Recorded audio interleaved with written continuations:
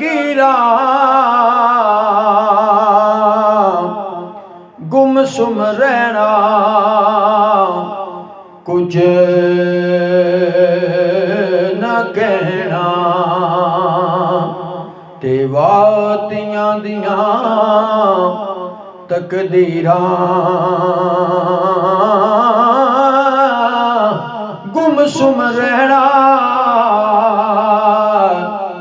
कुछ न कहना ते वातियां दियां तकदीरां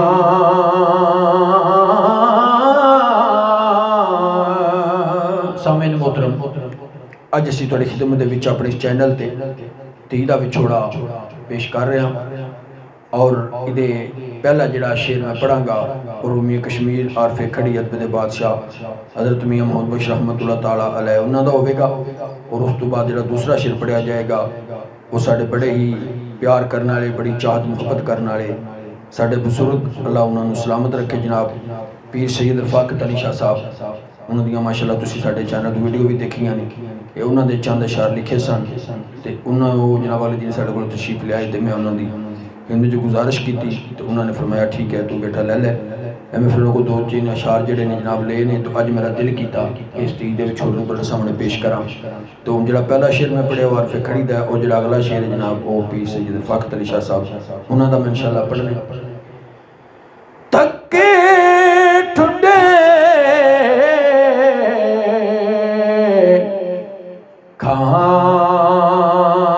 खांदियां रहंदियां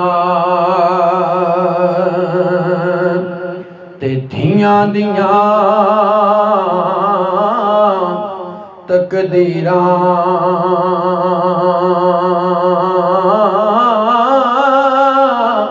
धियां नू देना परदेस वे बाबल ते पुत्रां नू जागीरां धियां नू देना परदेस वे बाबल ते पुत्रां नू जागीरां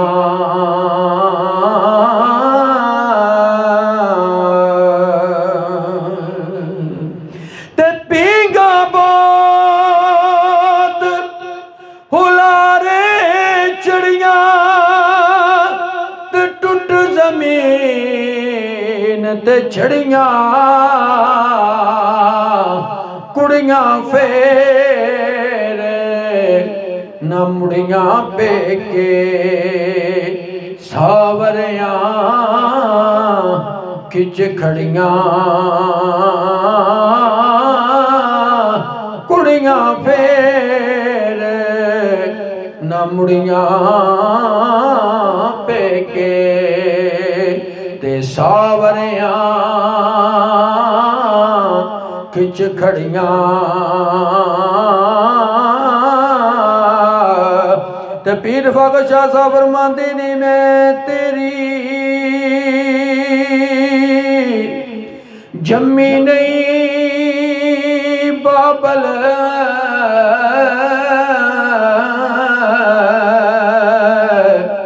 ते क्यों कीती गुजरी बीती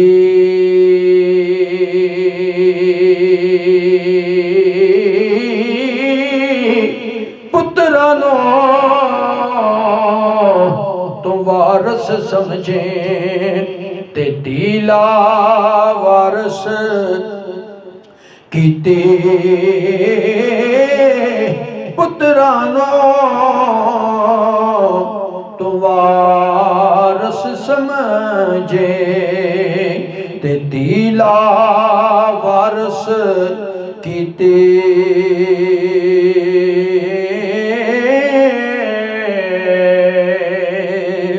ते थिया जे सो दौलत रजिया ते सो बनना कर पेके सावरिया वल रुखसत करिए ते जो बन आए देके सावरिया वल रुखसत करिए ते जो बन आए देके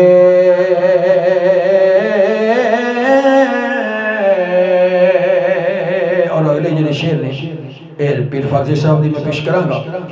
पुत्रा वालियों सुन लो सारे ते तियां माल पराया तियां रब दी रहमत हुंदियां ते पाक नबी फरमाया तियां रब दी रहमत हुंदियां ते पाक नबी फरमाया। और जदों तीनों रुखसत करन दा टाइम आंदा है वक्त बड़ा कठिन होंदा है और उस वालदैन दे दिल ते के बीतदी है जिहड़ी अपने जिक्र दा टुकड़ा दूसरे नूं सौंपदे ने। तो शाह साहब फरमांदे ने राज नी मंगदी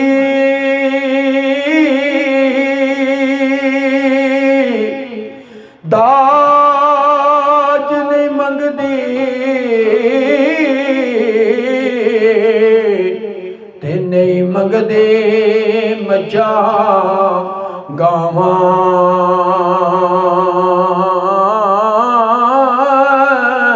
दे छड़ बाबल धी अपनी नो अज प्यार दियां ठंडियां छावां दे छड़ बाबल अज धी अपनी नो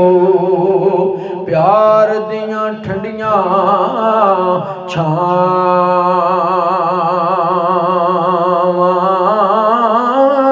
दे छड़ बाबुल अज धी अपनी नो ते प्यार दियां ठंडियां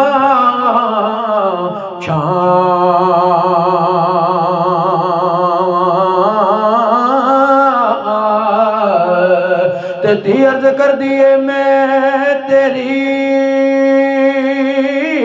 सा लाडली वे बाबुल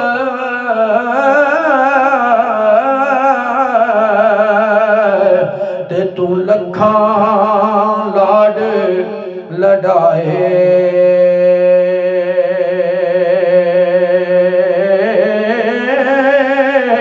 सारी उम्र रही कर तेरे वे क्यों कलिया देश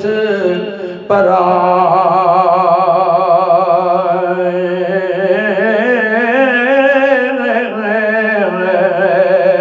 सारी उम्र रही कर तेरे क्यों कलिया देश पराए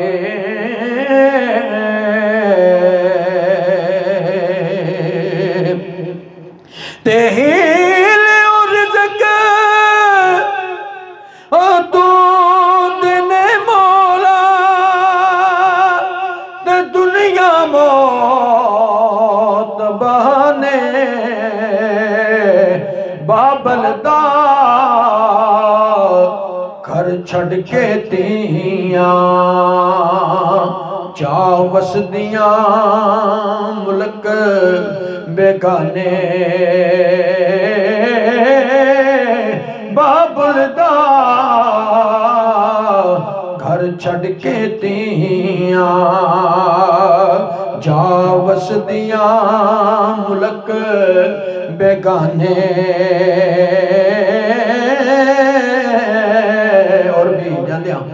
धी दुआ दे के जाती है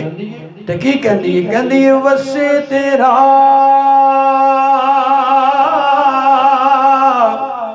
देश वे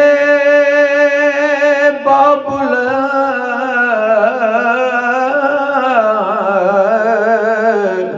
वसे तेरा देश वे बाबुल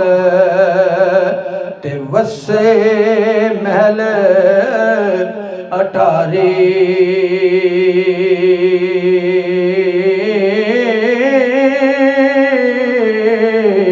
उस आए सांभल कुंजियां उठ माए सांभल कुंजियां धी छड़ चली सरदारी उठ माए सांभल कुंजियां धी छड़ चली सरदारी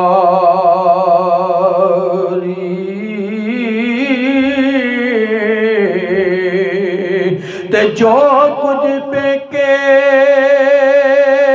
बीगिया हो सी ते जा सोरे वडना पैना जो कुछ पेके बीजिया हो सी जा सोरे वडना पौना मिल तो वारो वारी नी सहियो फिर इस देश नहीं आना मिल लो तुसी वारो वारी सहियो असां फिर इस देश नहीं आना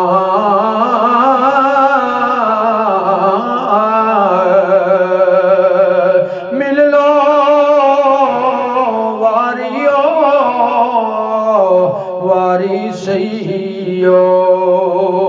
असां फिर इस देश नहीं आना।